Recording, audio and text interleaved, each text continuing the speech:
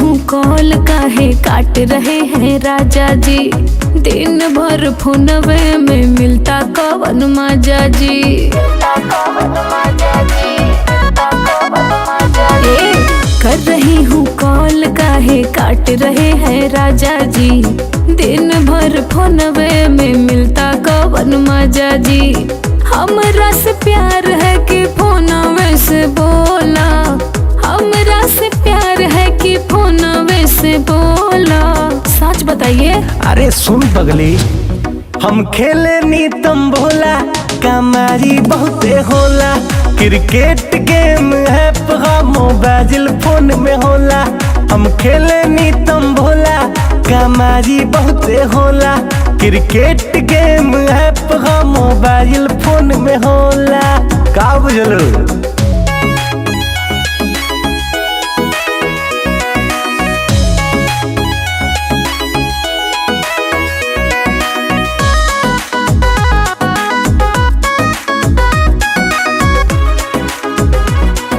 अच्छा तो एगो बात बताई, ई कवन खेला है कि खेलते हैं मोबाइल में?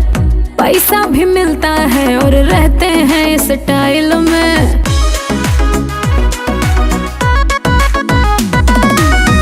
100 MB का आया क्रिकेट गेम है।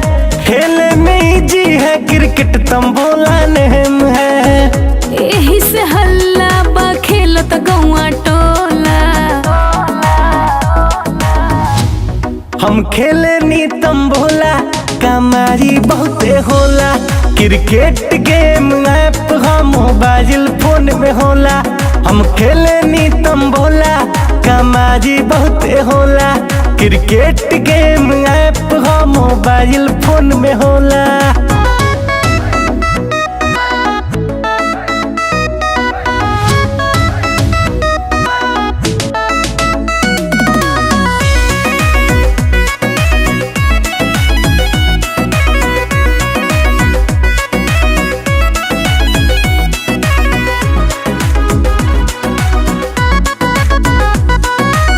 क्रिकेट तंबोला जानू हमको भी सिखाइए, कैसे मोबाइल में डलाएगा बताइए। अरे बहुते इजी है, डाउनलोड करो प्ले स्टोर से है जी। लाखों कमाओगी रहोगी खूबे बिजी। कितना कमाए हैं राजा जी राज खोला, अब बताइए भी। लीजिए सुनिए, लाखों में कमाई होला। हम खेले नी tambola, cricket game app mobile phone में होला।